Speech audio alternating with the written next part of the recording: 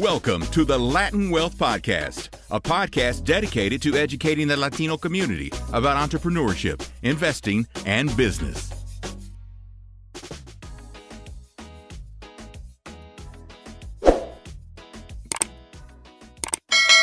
Yo, what's going on, Latin Wealth family? Welcome to another episode to Wealth Wednesday. Very excited about today's conversation. And if this is your first time tuning in to the Latin Wealth platform, do us a huge favor. Share this episode with one other person that needs to hear this if you've been listening to for a while. But if you're new, like I said, feel free to hit subscribe and join the community, join the Latin Wealth family. We come on here every single Wednesday and we talk about trending news, trending topics, and how it relates to the Latino community. We cover a lot of topics. Most of all the topics we cover is related to Latin America. And we're going to get into some of that today. So if that sounds like something that's interesting to you, please join the family. We'd love to have you here every single Wednesday. We do not miss. We come on here, we chop it up, give you guys value and game, and it just mean the world to us if you could just hit subscribe. That's it. But with that being said, we're talking about Trump putting Canada and Mexico tariffs on hold. We're talking about Ecuador and how they announced a 27% tariffs on Mexican good and also their relationship with Canada. And what I want to do before we get into some of those topics, I want to talk about what tariffs are. We're going to try to break it down in a simple way. We've been talking a lot about it lately. If you've been listening to the news, you're probably hearing every single day, every hour, something new, somebody trying to impose 10% here, 25% here. We're going to kind of break it down before we get into those topics on what exactly tariffs are. And then we'll get into some of those topics. But before we do, as always, my amazing co-host, Jeremiah, how you feeling today? Time to give, I think time to be informative, time to give people what they need. Because I think you're right. A lot of people are asking, what is a tariff? I don't even know what that is. It's just people keep saying the word, but I don't know what it is. So yeah, I'm excited to give people some information. Yeah, so I'm going to give the textbook definition, and then Jeremiah, if you want to hop in, maybe give an example or whatever, it's Okay. all good. So what are tariffs? A tariff is a tax imposed by one country on the goods and services imported from another country to influence it, raise revenues, or protect competitive advantages. All right. So, in simple terms, a tax on products that go from one country to another. That's the tariff. Jeremiah, I'll let you jump in if you want to add anything.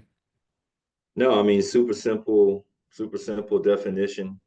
Uh, what does that mean? Means if you're gonna buy a t-shirt, right, from China, then this says, hey, there's t-shirts that are made in the United States. We prefer you to buy t-shirts from the United States. So you know what happens?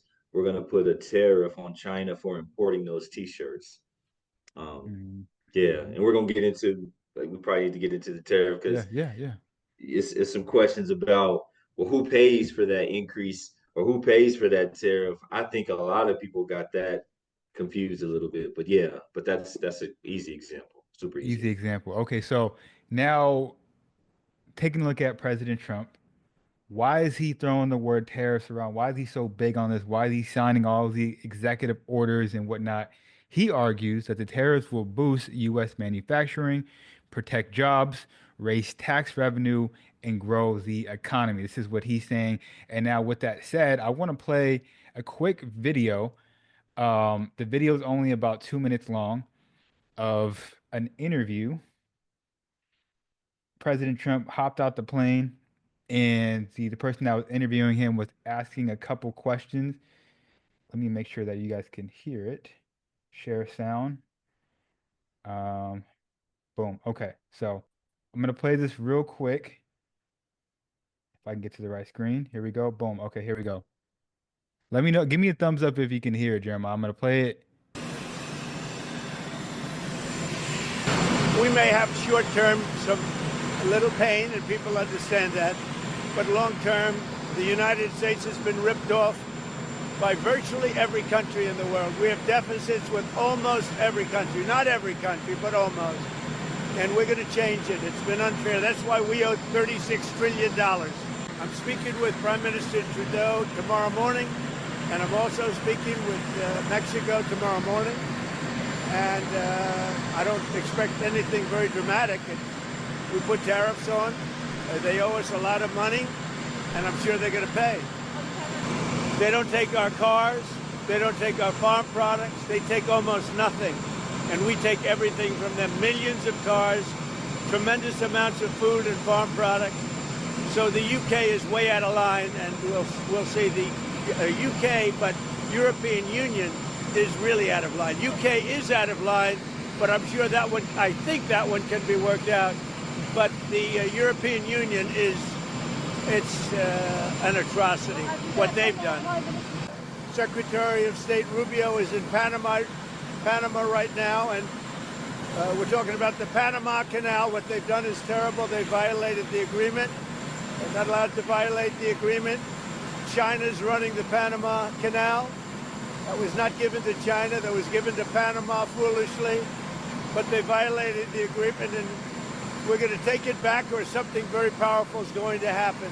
USAID, run by radical lunatics, and we're getting them out, and then we'll make a decision. Okay, boom. Just wanted to share that. He said there was a lot that was said there. He mentioned Europe, he mentioned Mexico, which we'll get into, China, of course. He also mentioned Panama, which was also very interesting. We won't get into too much of that today, but I wanted to share that on the fact of that's his thought process. This is what he's feeling about what's going on in the economy, and ultimately why he's going to be imposing tariffs on different countries. Now, that was posted on this episode. I got to be really clear about when things were posted. That was a day ago when it was posted. Things have been happening so quickly. For the sake of our fact checking, I want to make sure that the timeline is good on our end. But that was posted about a day ago. Jeremiah, do you have any thoughts about that video? I have a lot of thoughts about that video, but we got limited time. Yeah. I'll just Well, keep it super simple. Yep. Just straight to the point. His opinions of what people do, that doesn't dictate whether it's true or not. Someone saying something is a certain way doesn't make it true. There were obligations and things that we had to do. I'll work backwards from Panama. There were obligations and things that we had to do as a part of the agreement of us building the Panama Canal.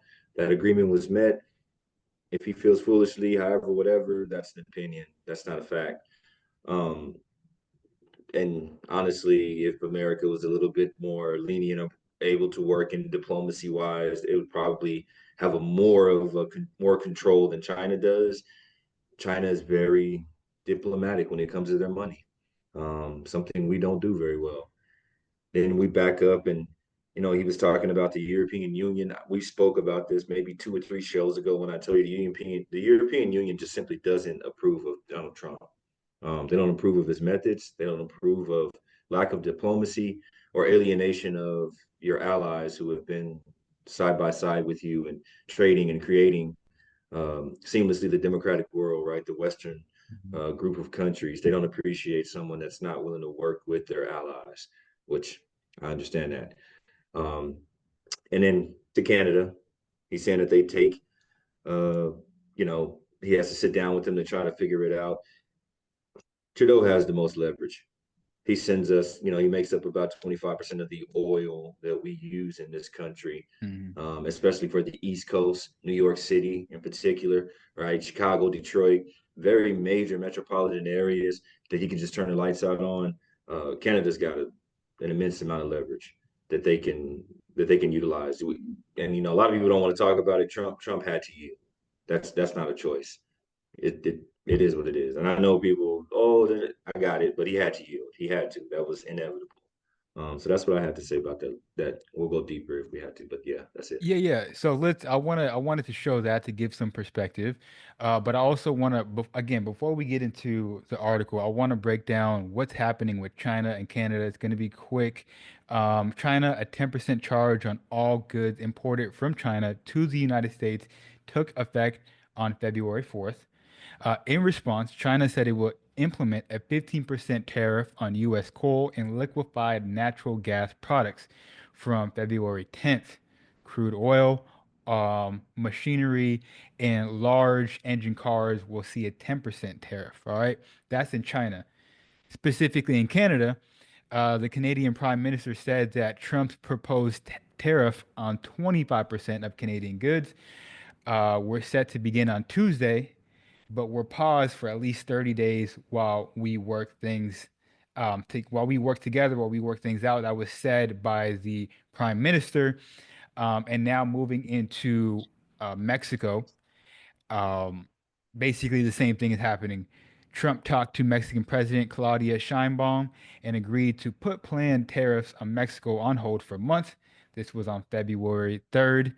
And yes, the White House has confirmed this move. In addition, Mexico's president said that her government has agreed to send 10,000 National Guard troops to the border to prevent drug trafficking, specifically for fentanyl in the U.S. will work to stop weapon trafficking to Mexico, she said. All right, so this was like the agreement that's happening. So instead of you guys imposing the 25% tariffs on us, let's hold that for 30 days, about a month, and we'll send some troops to the border to prevent drug trafficking.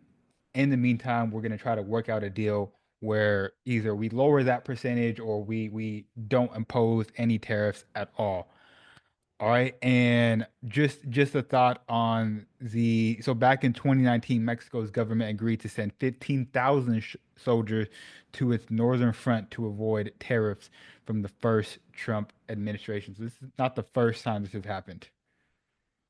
Yeah, I listen.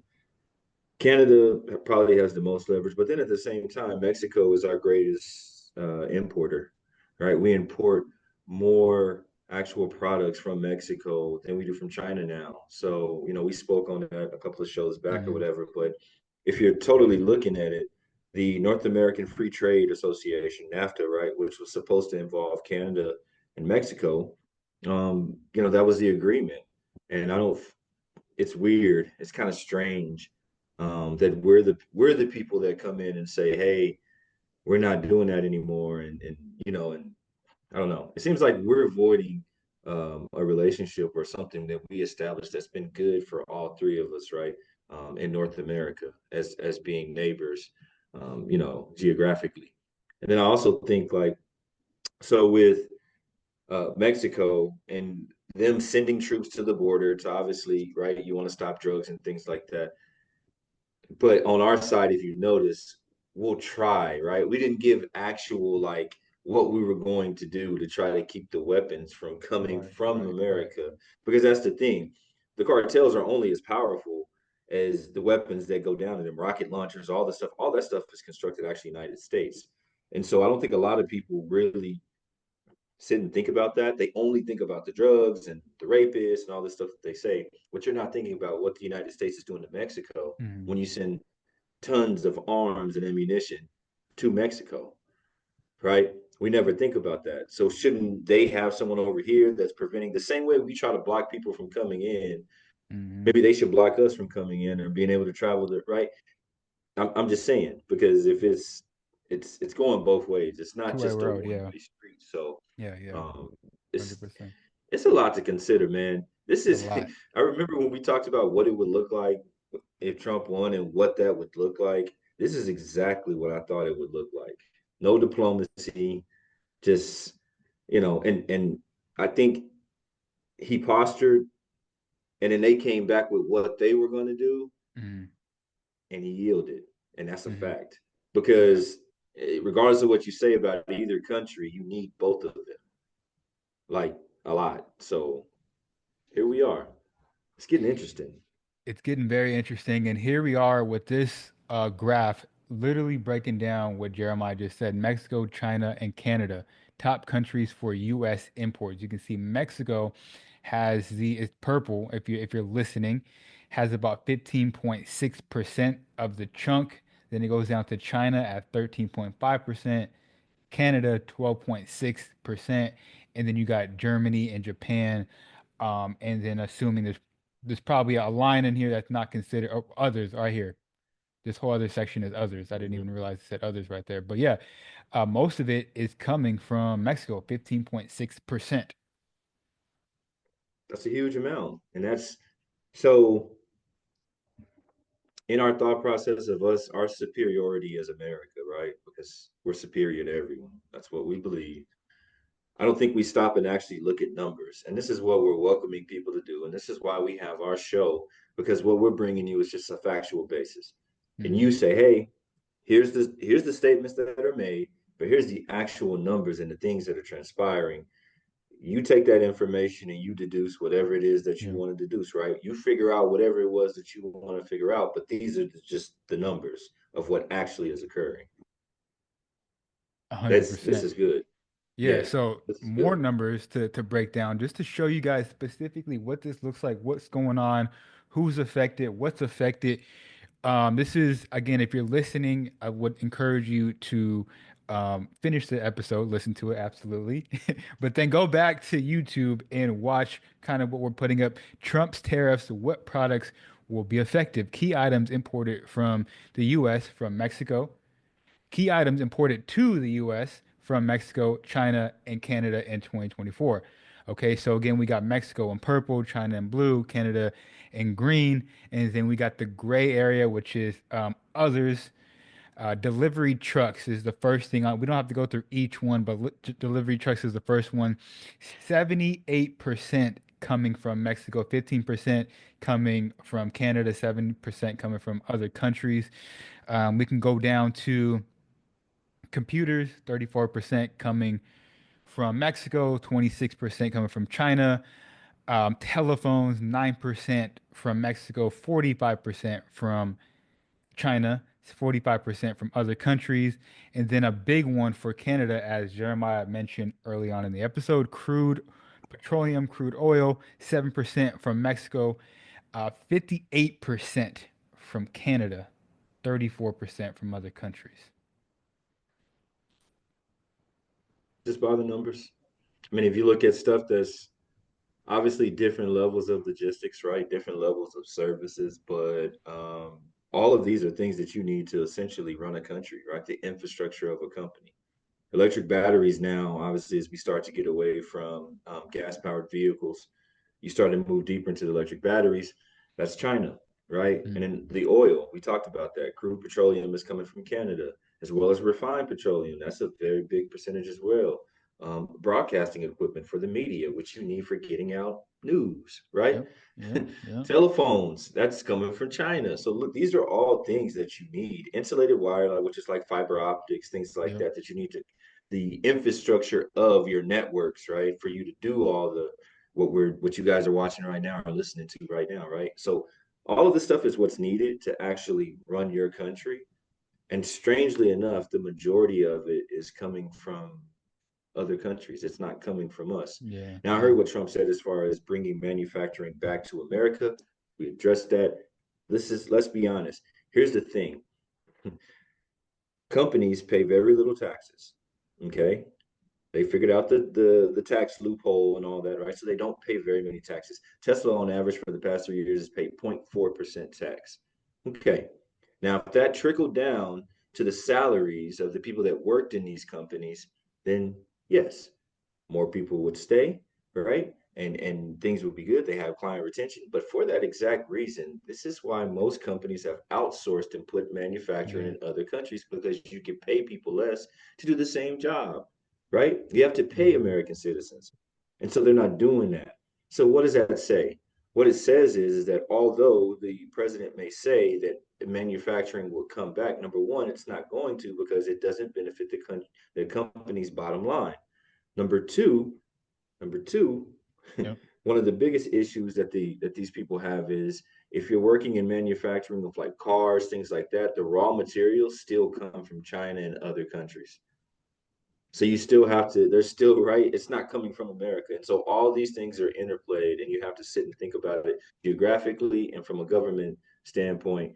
Would that really happen? It sounds good, but it's not going to happen. I mean, we ship the majority of our manufacturing stuff over to India, which is building their middle class. They have one of the fastest growing middle classes. This is what it is. You have to Hmm. accept things how they are, work to improve them, but from a realistic standpoint and not just make statements, and play on people's emotions, because that seems to be happening quite a bit. 100%. I definitely agree with what you're saying. And what I was trying to bring up, I don't know if I'm able to bring it up right now, but I'm looking for it. But anyways, uh, President McKinley, I don't know exactly when he was the 25th president, William Yeah. McKinley. He Mhm. was known as McKinley Tariffs. So he was Yeah. one of the first presidents that was known for implementing tariffs. And Mhm. really, his ideology around tariffs is where Donald Trump gets a lot of his thoughts from him. He kind of studies him, right? I was trying to pull it up. It's a phenomenal video by the Wall Street Journal. It just came out about 6 hours ago. What year is And that from, though? the video? No, McKinley. The video is this year, Yeah, but yeah, yeah, yeah, yeah. he was the 25th president. Yes, So that correct, was correct. Go ahead. 1800s. I was gonna say, I don't know exactly when. Maybe 1890 is okay. Maybe yeah, 1890. I have to before the look up. turn of the century. Yeah. But what I was trying to bring up is to your point. I'll just kind of recap it. To your point about him wanting to bring jobs to America, there is a statistic about how he implemented tariffs, President McKinley, and yes, there was jobs that were produced in America, specifically cars, specifically in the manufacturer industry. Yes, there Hmm. was a lot more jobs that were brought, but I think the cost per job that was brought in, it was like over 800,000 per job. So it cost America $800,000 because of the tariff to produce that job. I'm trying to bring it up for y'all to see. But anyways, that's in before the 1900s.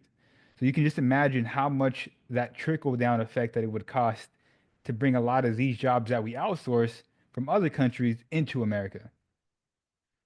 Is that It's clear? just not gonna happen. Yeah, yeah. I mean, the cost per person when you bring those jobs back with tariffs, because you're creating tariffs for stuff that you're creating, right? The raw material that you need during that manufacturing process for that American person in that job, you have to already pay them a higher percentage because they're American, and you're paying for a tariff. Yep, So 100%. yeah, it's don't think it's gonna happen. I like hearing what people have to say, but I don't think, like I said, I don't think people's like really. We have to sit down and you got to really like logically think stuff out and analyze what people are saying because it's not realistic, Yeah, honestly. And in today's day and age, by the way, you can't do what McKinley did in 1890s. The world's different. way So the different. process, they're like this before people had income tax and all this stuff, and then because that's we stopped on tariffs during World War I to World War II. When that whole era was there, we stopped so that we could rebuild the world, right? Because Hmm. the world was at war. Understood. So you're going to bring it back now because we're not at war anymore, not a hot war at least. But it times have changed. The dollar's not as strong as it was. You're not on a gold standard. These are all issues and things that you have to think about in regards to what's different from when McKinley was president. Yeah, so he was president 1897, and then he was assassinated on September 14th, 1901. Why was he assassinated? It didn't say why he was assassinated, but interesting enough, the day before that he was assassinated, he was trying to implement another tariff policy, and the next day he was assassinated. I bet if you look that up, I bet it has something to do with business related. For sure. Just being honest. Yeah. It's it's a dirty game. And also one last comment that I think from that video that Trump said, he was said, everyone knows it was going to be rough and all that. Hmm. And yes, agreed. Whenever you're cleaning something up, it does take time. It does, but the end goal has to be worth it, right? The ends have to justify the means. There's no clear end. I don't think we've have you heard what, like, is there a projected number that we're trying to get to by all this that we're doing? That's what I'm saying. Is there an Oh, actual plan, a goal of where you're trying to get by doing all this? 100%. Yeah, I'm trying to find this point in the video, man. It's about to drive me crazy. Anyways, I'll move on. Um, Speaking about more tariffs, Ecuador announces 27% tariffs on Mexican goods. Ecuador will apply a 27% on Mexican goods to ensure fair treatment of Ecuadorian producers. Okay, so this was stated by the Ecuadorian president. He said he's open to signing a free trade deal with Mexico, but not to where there is abuse. He didn't elaborate on any more than that. He just tweeted that. The president said that until a free trade agreement is struck, a 27% tariff will be applied to goods imported from Mexico. Ecuador, Ecuador imported $541 million worth of goods from Mexico in 2023. This was from the Mexican government data. Now, the single biggest import was medication, representing 12.6% of the goods sold from Mexico to Ecuador that year. So yeah, very interesting. Ecuador is getting in this on in this as well. As I mentioned, $541 million worth of goods from Mexico in 2023. Most of that was representing medicine at 12%. So I was trying to see exactly, and I'm here looking it up. So Ecuador's main exports, right? So what are you using to leverage? Because I had to try to figure out how they're even trying to um, challenge a country Mhm. that's maybe, 12 to Right. 15 times bigger than you. And their main exports are bananas, Okay. minerals, and shrimp. Shrimp. Obviously, bananas, whatever, right? Love Mm, bananas, but whatever on that. And then shrimp, they're anywhere in the ocean, unless they have some type of special shrimp, and maybe they do. But the main thing and the reason why they're able to do what they're doing is the minerals. Ecuador's mining exports, although it did decrease last year, they have a huge amount of copper and gold deposits, um, and mines that are actually inside of their country. So it says that their trade increased by 15% year over year with the U.S. last year. So maybe they're looking to outsource that, and they increased by 26% with who, China. mm, See, this is the thing that people don't understand. China is very ahead of they think with their brains. That's why, do you see that? It's an hmm 11% margin between what was increased with Ecuador, with China, and what it was with the United States. They're always a step ahead. Yeah. Because why? China thinks two to 300 years in advance. This is what they've been planning for, to be the number one country in the world. You can't stop that because the plan has already been set in place. People are like, you love China. No, I don't love China. I just look at the numbers. If they're Right. constantly in every single country, they Every have a country. bigger, if they own more, right? On every continent, if China owns more, they're a bigger influence in business. They control more, they're going to win. And that's what they've done. So all while whatever we were doing, whatever that was, they've just been going and setting up camp in every different, right, in all countries.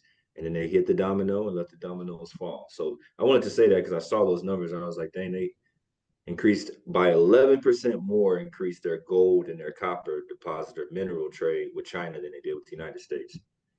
Yeah, it's interesting because I was watching a video earlier. Your boy Patrick Beck David, he was kind of talking about these situations and whatnot, and he was saying he gave a number back in like the 1940s or 50s. America was ahead of China by like 15 folds, and he compared it to like a football game. Like the score was like 45-3, right?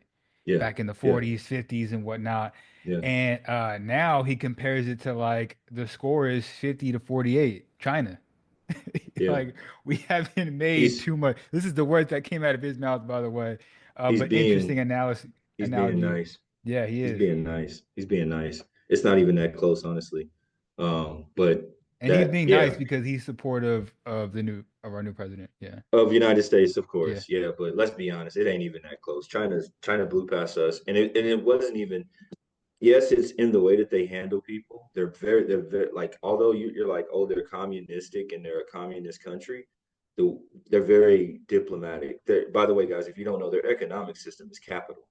They have a capitalistic economic system. Their form of government outside of that is communistic, but it's a capital, Right. right? It's capitalistic. So the way they handle other countries, they're very smart. They loan money freely, right? If you default on that debt, then they own your country. That's essentially Right. right. That's what's Right. happening. And where they actually started to beat us, and I'll leave it at this, is the education. China focuses on a lot of the stuff that deteriorates, our families, our minds. We don't read all that stuff. They do 10 times more of than that. Their Hmm. children read, their children are respectful, their children love their like it's a totally different, right? That gap is insane, and people don't realize it. Oh, it's crazy. Their literacy rate crazy, right? Like, so that's where it comes from. That's where they started beating us, is they knew that they just needed to be consistent with education, consistent with building their family, consistent with being, right, consistently there every Hmm. single day, building 1% better every single day. And they just stuck with that. And it compounded over time. And that's why they are where they are. Yeah, 100%. This is the last thing that I'll say about Ecuador.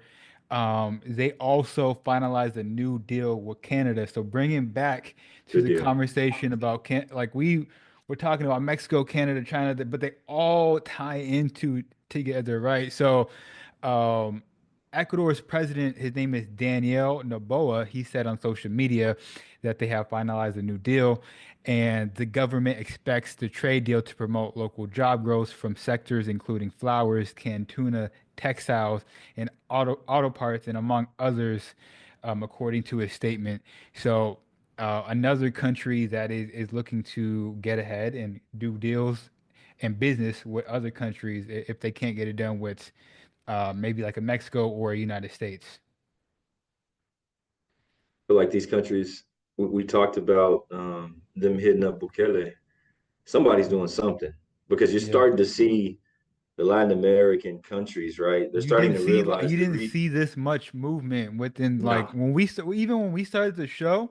That's what I was saying last week. It was like, okay, we had to we'll review this article from 2 weeks ago because there wasn't too much movement. But now it's like everybody every doing day, something. Every day every somebody's doing day. something. Yeah, exactly. And that's a good thing. Countries are starting to realize the power they have. They're starting to realize the resources that they hold within their own country and they control those resources. They leverage them.